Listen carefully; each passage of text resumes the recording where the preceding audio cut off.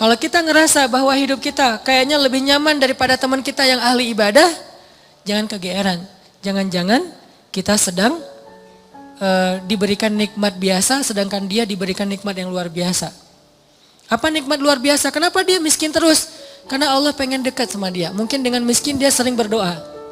Dengan dia sakit dia sering berdoa. Dengan dia dapat masalah terus dia sering berdoa. Sedangkan kita ketika dikasih solusi ke lapangan rezeki jarang berdoa.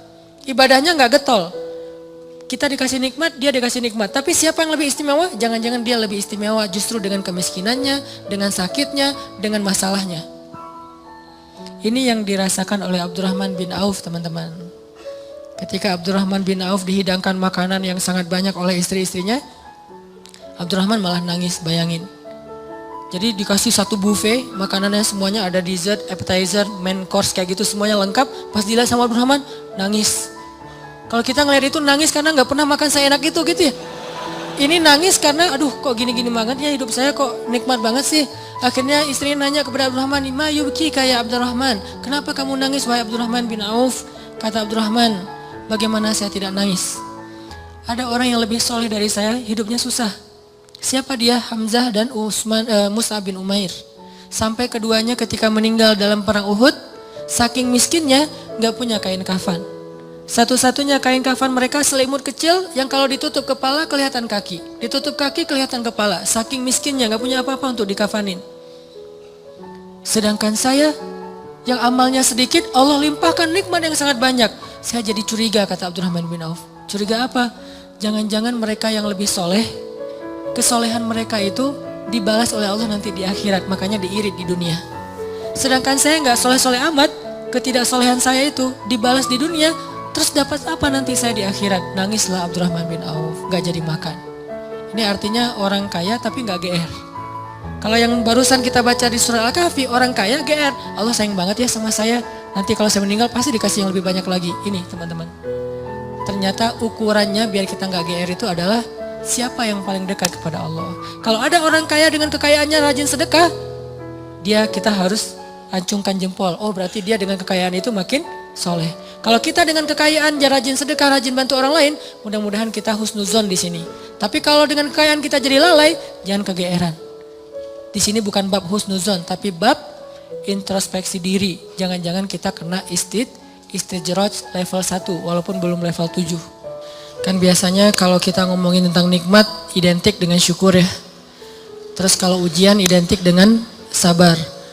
Tapi gak selalu kayak gitu keadaannya. Kadang-kadang nikmat itu bisa bikin kita GR.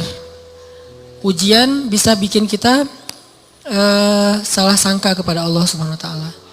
Seolah-olah Allah kalau kasih ujian itu kayak gak suka sama kita. Padahal kadang Allah kalau kasih ujian itu tandanya masih perhatian sama kita. Kenapa atuh perhatiannya ngasih ujian? Bisa banyak banget alasannya, bisa pengen ngapusin dosa-dosa kita. Bisa pengen ngangkat derajat kita walaupun kita nggak usah terlalu kegeeran ke sana, minimal menghapus dosa-dosa ya. Bisa juga emang mungkin hanya dengan cara dikasih ujian kita rajin beribadah. Dan itu kita banget kayaknya tuh. Kalau lagi banyak masalah, tahajudnya rajin. Mendekati ujian nasional, tahajud nggak tinggal selama sebulan. Hari ujian nasional terakhir, malamnya udah nggak tahajud lagi. Kan kita banget nih. Nah orang yang tipenya kayak gini kadang emang cara untuk biar dekat ke Allah emang dikasih ujian. Makanya jangan jadi tipe kayak gitu. Walaupun ada orang lain yang soleh tapi tetap dikasih ujian. Kenapa? Karena Allah Subhanahu wa taala benar-benar pengen lebih dekat sama dia. Makanya Nabi bilang asyadun nas balaan al-anbiya summas solehin.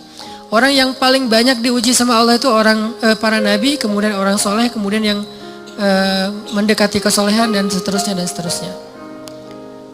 Ternyata kadang ketika kita dikasih nikmat, kita tuh jadi kegeeran. Jangan-jangan ternyata nikmat itu bukan sebuah anugerah, justru nikmat itu adalah sebuah istidraj. Gimana kita ngebedain anugerah sama istidraj? Indikatornya sederhana. Seperti apa hubungan kita dengan Allah lewat nikmat itu. Kalau nikmat itu menjauhkan kita dari Allah dan makin nikmat makin jauh, biasa-biasa aja, lempeng dalam urusan agama, berarti nikmat itu adalah istidraj. Kalau nikmat itu bikin kita makin bersyukur, bentuk syukurnya bisa makin dekat ke Allah dalam bentuk ibadah, bisa juga makin banyak manfaatnya ke orang lain dengan berbagi, berarti nikmat itu adalah anugerah. Dua-duanya nikmat, karena dua-duanya dinikmati. Tapi ada anugerah, fadl, ada juga istidraj. Atau kadang-kadang kegeeran kita kasus yang lain, misalnya gini, kayak dalam keluarga ya, dalam keluarga kita berdoa nih, berdoa ya Allah mudahkanlah rezeki saya, keluarga saya, pasangan saya, kayak gitu-gitu. Atau anak kita sakit, terus kita berdoa ya Allah sembuhkanlah anak saya. Yang berdoa malam itu bukan cuma kita loh, orang tua kita berdoa, pasangan kita berdoa, kadang sampai pembantu juga berdoa. Tiba-tiba Allah kasih kita nikmat lewat doa ini. Misalnya anak sembuh, misalnya kita lulus ujian, misalnya dapat kerjaan, terus kita tiba-tiba kegeeran. Ya doa saya diijabah banget ya. Di sini nih kegeerannya nih. Apa ini enggak husnuzon Ustaz? Husnuzonnya kalau Allah maha baik ya, mau mengijabah doa orang yang tidak layak diijabah, ini husnuzon. Kalau kegeeran, ya alhamdulillah saya orangnya layak diijabah doa ya. Doa saya itu cepat banget diijabah, lo baru semalam doa, hari ini udah ijabah. Kalau yang diomongin adalah kitanya, itu kegeeran. Kalau yang diomongin adalah kebesaran Allahnya, itu namanya husnuzon, bagian dari tahaddus bin ni'mah. Wa amma bi ni'mati rabbika fahaddis. Yang dibicarain tuh bukan kita, tapi Allahnya. Atau kalau mau lebih nggak GR lagi, kita berhusnuzonnya bukan cuma ke Allah. Allah maha baik plus, oh ini kayaknya ada doa di dalam keluarga saya nih yang diijabah oleh Allah. Bisa doa ibu, bisa doa ayah, bisa doa pasangan, bisa doa bahkan pembantu yang kita nggak tahu diam-diam dia mendoakan kita. Jadi bukan kitanya yang hebat, yang keren, yang soleh, tapi ada orang lain di sekeliling kita yang soleh kemudian mendoakan sehingga memudahkan urusan kita. Sama kayak dalam dakwah, misalnya saya dengan teman-teman bikin pemuda hijrah nih. Pemuda hijrah ini dulu taklimnya 3 tahun yang lalu paling banyak cuma 30 orang. Selama 8 tahun. Tiba-tiba alhamdulillah Allah berikan keberkahan jadi rame. Kita jadi bareng-bareng sekarang ada ribuan orang misalnya. Saya selalu mention ke teman-teman ini pasti ada orang di antara tim kita nih. Yang dia itu sama Allah itu dekat banget. Yang diam-diam malam dia berdoa gara-gara doa dialah jadi banyak kemudahan untuk kita. Bukan mungkin yang doa semua ikut berdoa. Saya berdoa, teman-teman semuanya berdoa. Cuman jangan kegeeran. Ya alhamdulillah ya. Saya baru doa kemarin sekarang udah diijabah. Ini kalau kita kayak gini, ini agak kegeeran. Sesekali wajar. Kalau sering kali, ini gak bagus. Bikin kita jadi ngerasa udah baik, udah soleh. Dan Allah mengatakan, fala tuzakku anfusakum. Jangan kalian menganggap diri kalian udah baik, soleh, suci. Huwa a'lamu bimanittaqo. Allah lebih tahulah siapa yang paling taat. Jadi teman-teman, kadang kayak gitu kegeerannya. Atau ada juga bentuk kegeerannya gini. Dia jomblo.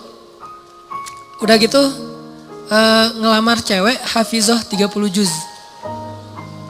Dia tuh belum bisa baca Quran, baru hijrah, tapi diberikan istri hafizah 30 juz. Atau sebaliknya, dia cewek baru berhijab banget, diberikan suami hafiz 30 juz. Udah gitu dia kegeeran. Wah, berarti saya udah pantas buat dia nih. Atau dia pantas buat saya. Enggak, jangan-jangan Allah sengaja ngasih kita pasangan yang soleh banget karena cuma dia yang bisa menghijrahkan kita dan memperbaiki kita. Kalau dikasih yang tanggung-tanggung ntar lepas lagi nih. Makanya dikasih yang gak tanggung-tanggung. Sekalian aja yang paling soleh, yang paling taat, yang paling berwawasan agama luas sehingga kita disuruh belajar ke dia. Bisa kayak gitu. Padahal yang datang ke dia tuh banyak. Ada yang sama-sama hafiz. Kenapa yang lebih baik dari kita hafiz gak diterima? Karena udah sama-sama soleh. Terus siapa lagi yang perlu diperbaiki kan? Bisa jadi kita justru ketemu dengan orang yang keren karena Allah pengen memperbaiki kita dengan lewat orang itu. Ini biar kita gak kegeeran. Ustadz kenapa sih harus gitu-gitu amat? Karena itulah sifat orang yang beriman.